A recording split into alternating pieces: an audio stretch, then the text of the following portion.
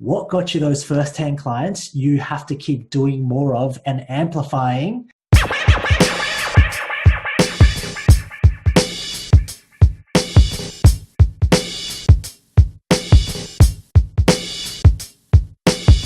You know, there's a very famous saying that what got you here won't get you to where you want to go, which leaves us with a very growth mindset behind the way that we approach learning new things, always, trying to achieve the next thing and never looking back.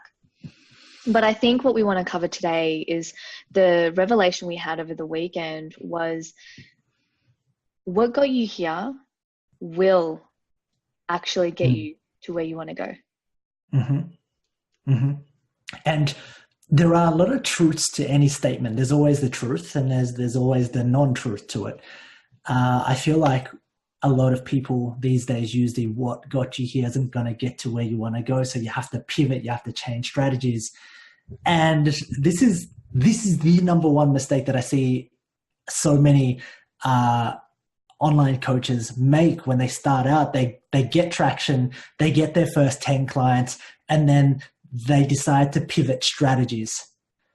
Like they decide to change up the strategy because they think there's this next shiny object. And what's really funny is what got you those first 10 clients, you have to keep doing more of and amplifying, right? And then creating this layer. Now, one of my biggest mistakes, and if I could go back in time, it's like, well, I remember when I was coaching inside of PB City and I just figured out 7-day challenges. And rather than try to figure that out in the game to continually improve and optimize, to improve how much money we spent on ads, to how much we converted, to perfecting it, the moment that my income started to dip was this moment where I was like, well, I need to do an automated challenge now. And that was the transition. So the transition was what got me those 30, 40, 50, 60, 90 clients at one time. Suddenly switched off because I was like, wait, this is just too exhausting. I moved over to an automated challenge and then it flopped. And then I moved back into this place of scarcity. And I think, when we're growing our business now, Kerry, I think we take into consideration all of these things and we layer things. We build a solid foundation at the bottom and then we begin to layer and then we begin to layer and then we begin to layer one thing at a time. And, a lot of coaches generally ask me, Lynn, how do I get clients online? They try to figure out this game and it's like, well, can you get 5 clients today? Like, how have you gotten 5 clients up into the past? And the response has been, well, I've put out content and then I tried some paid ads and I've got a Facebook group. And I go, okay, so what's wrong with that? Why aren't you doing more of that?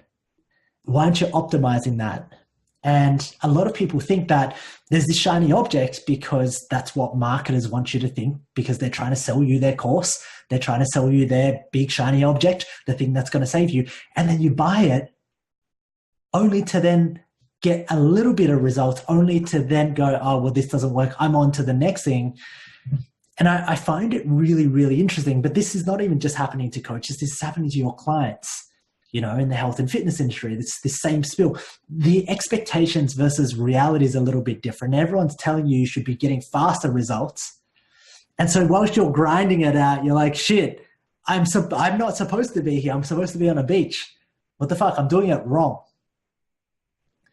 And I can go on.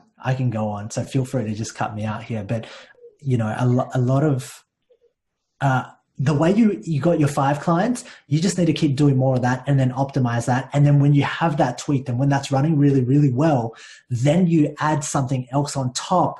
And then it'll probably take you another 3 months to 6 months to figure out how to get that going really well. And then you stack them. And then you stack them and then you stack them. And it's a game of, Kerry, it's a game of compounding interest. Compounding interest isn't fun when you look at the first year. But by about year 7 to year 10 to year 20, it's fucking amazing. It's like, oh, I know how to be a millionaire. I just need to put $10,000 aside every year and let it compound, right? But no one wants to do that. So I think I've got a lot to say on this topic. But go on. What what do you think has been the one habit? So we talk about habits and rituals. What's the one habit that you haven't changed inside of your business since the very beginning, or since when you've learnt this foundational principle Yeah. that you still follow now? Yeah. Uh, that's really cool. In business, okay, so there's a few things. You are the bottleneck of your business. The way you show up, the way you think, the way you make decisions. If you can't make decisions quickly in business, you're screwed. Like your indecision will cost you. And this game of trying to be perfect doesn't actually exist, because your business is constantly evolving, because you have to constantly innovate in marketing. You have to constantly innovate and build better systems in delivery. And the idea of perfection doesn't exist. I think the one thing that I do, and I've consistently done really well for myself, is to create some space and to just center myself. And I know that if I don't have that, I'm screwed. I know that if I get my thoughts and gather my thoughts and have this container to just go, hey, you know what? Shit's actually really good at the moment, because perspective's so important. And as a business owner, and as a business person, and as an online coach, and as a consultant, my job and your job is to look at what's wrong and to fix what's wrong. So our brain's wired to look for what's wrong. But if you stay there long enough, you'll just feel really bad. And so something that I've tried to do consistently for myself is to create space to shift my perspective, to go from being this crazy motherfucker where everything's wrong, everything's broken, I'm going to take it out on everybody, because my fuse was so short, not because of them, but because of everything that I've got going on in my world, to actually going, you know what, just breathe. And so whether it's waking up and documenting or journaling, waking up, looking at things from a different perspective, going for a walk, doing that for myself has been a game changer, because it's whether or not you fucking enjoy the journey, that's the only thing that matters. It doesn't matter where you end up. It's just, how did you go along the journey? Did you enjoy it? In business, the one constant that I've had is I never turn off marketing. Never, ever, ever, ever, ever. Ever since we started launching to spending $50,000, $60,000, $70,000 a month, every single month, regardless of how the campaigns are performing, I never ever turn off marketing. Because here in the 1%, I believe in a philosophy where you begin to plant seeds and water the garden. And if you want the rewards, if you want the fruit, then you must plant more seeds, and you must fertilize and grow that tree every single day. And planting seeds means going out there and getting in front of more people, buying more seeds. Watering and fertilizing the garden is nurturing. It's delivering value. It's about putting out content. It's about doing your webinars. It's putting together your challenges, all of the conversion mechanisms, and doing it consistently. And then over time, in the span of 3 months to 9 months to 18 months, you'll get fruit. And it's just the constant in business that's going to help you grow. That's the principle that we live by and we teach. And so those are the things that I've dialed in on every single day, because it's what got us here, and it's gonna be the foundation of gets us to where we want to go. And I think the other things that I think about what we practice with just our skills of articulation and speaking out our message, and what we do and get our clients to do the same, which is that doesn't stop, because For once sure. you nail it, that's when you have to scale it. Yeah, that's so true. Yeah, there's one other constant that we do so much of, and that is in the trenches of coaching. And if there's one piece of advice I can give to everybody here, it's not about doing the reps. It's about doing the reps to get better, understanding what outcome you want to move towards. And everybody says, do more reps. You just need more reps. You're going to get better. But if you don't know where you're going and you don't know why you're doing the reps or the outcome, the reps are irrelevant. And what I mean by that is the question that we ask ourselves every single day is, how do I get my coaches, number one, to step out of their own way and to shift from a place of scarcity to a place where they need to understand business, to a place where they need to understand advertising, marketing, sales, delivery, where they need to become a better leader, a better coach, and then get the environmental conditions around them in order to get the support to succeed. Plus, on top of that, how do I get them to execute the shit that I'm trying to tell them to do amongst all the stories, obstacles in their way? And I think that's one of the most difficult jobs that we have. But in our attempt to get that result, we've uncovered all of these 5,000 fucking different obstacles as to what creates people and causes people to stop. And because we practice repetition after repetition after repetition with that one result in mind, which is how do I deliver better results? How do we beat time, right? It's like athletes, how they always want to beat time. And so every single rep they put in gets better. Whereas if you don't have that result in mind, you're just putting in reps and your progress doesn't actually get better as quickly. And so that actually brought out a thought in my mind. If I could put more specificity to that, the whole saying, what got you here won't get you to where you want to go. Yeah. I almost preempt it with the fact that a lot of people don't know where they want to go. For sure. Or that they change where they want to go. Yeah. And so they reach a certain point of growth and then they realize that is not where my destination is that I want to go to. It's actually somewhere else.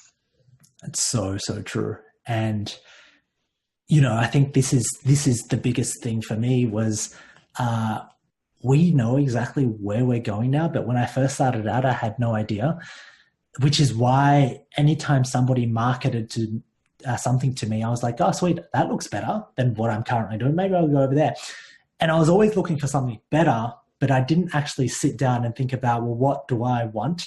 What's the business that I want? What's the revenue that I want? What does it look like? How many clients am I coaching? How much am I getting paid per client? Who do I want to work with? And it comes back to that question that you just asked before. It's like most people don't even know what they want. It's a statement, I should say. It's not a question. Most people don't know what they want because they don't think that they're worthy, and they don't actually think that it's going to become a reality. And that's one of the biggest problems. And it's really funny because of their low self-esteem. It comes back to self-esteem. It comes back to confidence. It comes back to everything that's happened to a person prior, the 29 years. My 29 years have shaped my beliefs. But here's the biggest kicker where this saying is true. You know how we're talking about this saying is true and it's false? This is where it's true. What got me, all of my beliefs that got me here isn't going to get me to where I want to go. My beliefs. Okay, but some actions are. So in order for me to change my beliefs, I have to think, well, shit, if I've had these beliefs, this environment, and I've got a goal of generating $10 million this year, well, I'm going to need to change that. It's not going to get me there. It only got us to, $100,000. It only got us to 150,000. I've got to change those beliefs. And that's true. But then it's false when it comes to action. When it comes to, well, how did you get clients in the first place? I got clients because I did this. And it's like, sweet, well, do it more, improve it, optimize it, and then add on to it. So that's why I wanted to start out this conversation with going, well, this statement is true and it's false. That's so good. And I want to add to that as well, that if there is a destination of where you want to go, there is someone who has walked before you. And keep that very, very specifically in mind, because there will always be someone who's done it before. Model it. But then also be specific on what you want and what you don't want of that person. Yeah. Yeah. And I think if there was one mistake that I made earlier on, was this thought that I'm creating something unique and nobody's ever done it before. And therefore, like, I can't adopt everything. And whilst that is like 99% false, there is 1% truth to that. 99% of it is false, because there are plenty of people that have worked as online coaches or consultants that work with clients that are 5,000, 10,000, 25,000, that have a unique message, that actually give a fuck. But you're not seeking to find them because you already believe that they don't exist. And that's where the downfall begins. By you, and this is what stops a lot of people, it's rules, it's stigmas, it's beliefs of what you see and hear about everybody's thoughts on Instagram, the stereotypes. So when you're scrolling through Instagram, you're reading a whole bunch of these, you're subconsciously and unconsciously taking on people's beliefs, which can hold you back later on. And I think consumption's a different topic, but I think for this particular topic, the answer's obvious for me a lot of the times. And it's like, you struggle to get clients. Well, do you have 10 clients? Yes. How did you do that? I did that by doing this. Yes. Awesome. So why don't you do more of it? Oh, well, because it's hard and I heard that there was an easier way. And bam, that is your fucking problem. Like right there, that thought, and trust me, I've had that, and Kerry, I'm sure you've had that as well. But it's like, shit, like, have you lost weight before? Yeah, it's cool. Then what? I was just about to go on to that, because I think the one key area that I struggle the most with and having those thoughts is weight loss. Is, okay, so you're telling me that it's going to take 6 months. I just thought there was an easier way. I just thought there was an easier way. It's so true. And the thing that will fuck you up is, I think all human beings know, that success takes fucking hard work. You know that being an Olympic athlete, going to win gold medals, we appreciate that because we recognize in that moment the amount of work, sweat, blood, and tears and sacrifices that were made. And therefore we applaud that greatness and that feat. And I think we already know, humans already know that if you want to win, you want to play this game, you want to make it, you want to become successful, you want to have freedom, it's going to take hard work. But we allow ourselves to be tricked. We allow marketers. Tricked by marketers. But it also comes back to this. It's the same concept. When you go, hey, why do people buy lottery tickets? Because there's a chance. And if there's a chance that I could win this thing and it's easy, then I'm in. And you just need to be given a chance. What's the chance of winning a lottery ticket? It's fucking something ridiculous, right? It's something like ridiculous that you won't win ever. But there's a chance for me to win, so I'm going to put it just in case. And that chance of hope, a lot of the times when it comes, that chance of hope is once again a double-edged sword, because in the moments where things are really hard and you're the underdog, that chance of hope can give you that glimpse of hope to win. But a lot of people use that glimpse of hope in an attempt to cop out on the easy way. And I think that's why so many people fail. And then they just go, well, I thought it was going to be easy. And then that has a negative consequence on your thoughts, your beliefs, your self-esteem, your rules, only to reinforce you back in where you are right now. So I think it's detrimental to your success if you want to really, if you're just fucking tired. Like I think if you're just tired of the grind and you're tired of the bullshit and you're tired of going around in a circle over and over again, and you're probably wondering, what is it that I'm not doing that every other successful person seems to be doing, but you haven't actually acknowledged that it's the work. And you keep running away from it. And every time you run away from it and you try to go for the easy thing, you get bitten in the ass. And it takes enough of those moments for you to actually make that breakthrough. I think it's fair to say as well that your best weight loss clients are the ones who have committed themselves even before having a session with you, that they're committed to do the hard work and the hard yards. So if I came to you and I said, look, I'm willing to put 6 months into this because I know that it's not going to be overnight, those are the best clients, because they've already committed to the hard work. Yeah. As a coach, your very best clients, as Kerry just said, are the clients that have experienced the quick, the easy, and they've lived their life on this little yo-yo around and around and around. And they've come to a point in their life where they know that easy is bad because they've just associated so many bad feelings with that they're willing to go to the hard, and they see that as the good. And those will be your very best clients. And that's the hard part, being able to extract them as a coach, talk to them, and then work with them, because that's the people that you can help. We should do another episode on why you can't save people. And I think that's going to be a very, very interesting one. But because I think the whole point of this is so many people get to a place, they reach some level of success, and then they get sold onto a shiny object, which starts them back at square zero.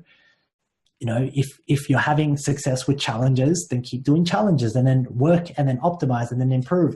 If you have success doing a webinar, go and do a webinar, go optimize and improve. And so many people will just get caught on to this thing because they think that this shiny object is better than their current thing. And then it just stops you. It really, really stops you. And I think what a lot of people should be doing is figuring out the obstacle ahead of them. And just a final touch on what you were saying before with the beliefs that you had that got you to where you are actually won't get you to where you want to go.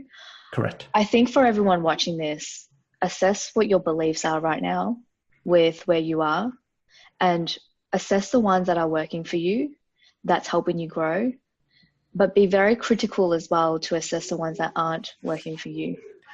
Yeah. I'm going to add one little quote to that. The reasons why you don't have your dream life or working with your dream clients is because you've never taken the time out to actually create them in your mind. And that's why you don't have them, because you didn't create them. You didn't say, these are my That's powerful. These are my clients that are going to pay me X amount, and I'm going to love them, and I'm going to work with 10 of them. And you didn't actually create them in your mind. So how do you expect that they'll just come to you? And if you're sitting here listening to this and I go, shit, I work with some of the very best clients in the world. We're so happy. Like when we genuinely talk, there is always a few that come in, but they quickly leave because I know who I want and who I don't want. And what makes it really fun is life becomes a joy. Like work becomes actually fun, and when work becomes fun, guess what? You want to do more of it. And when you want to do more of something, guess what? It doesn't feel so much of a struggle because you're doing shit that is actually growing your business, but it's fun and you're enjoying it at the same time. And that, like, you can't beat me at that game, because when I'm having fun and when somebody else is competing, they're struggling, they're hustling, and I'm fucking having fun because all of this comes natural and I'm working with the best clients because I created them, it's game over, because I will do more, I will enjoy more. The chances of me stopping will be a far lot less. Cool. So I think here's what we might do. We might wrap it up, and we'll go into a few more episodes around why we can't save people. I also want to talk about some of my $1 million advertising mistakes. Juicy. Topics. Yeah. Topics, $1 million. Like I was in the ad account the other day. I was like, holy shit, we've like spent $1.3 million on this account. It is really fucked, but there's a lot of juice and knowledge that I can share there, and why you can't save people. That's really, really important. But there'll be a lot of stuff to come. Secrets coming your way. All right, guys. Have a great Monday afternoon, Monday morning, Sunday evening, wherever you are. We'll see you in 24 hours.